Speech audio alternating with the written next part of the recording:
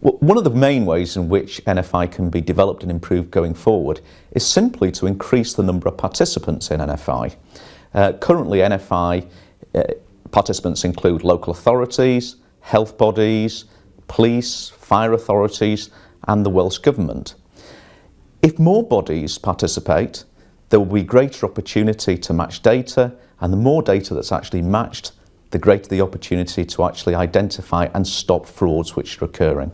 The second key area which can be improved is to increase the areas the NFI actually covers. It covers a lot of areas already, but we would like to extend it further into new areas which are susceptible to fraud. And thirdly, NFI has been very successful in detecting frauds which are already in the system. What we would like to do is we would like to develop NFI further so it is capable of preventing frauds. The Auditor General has recently provided all participants with a new NFI product called App Check, which enables them to check applications when they're received and to identify frauds before they've actually got into the system.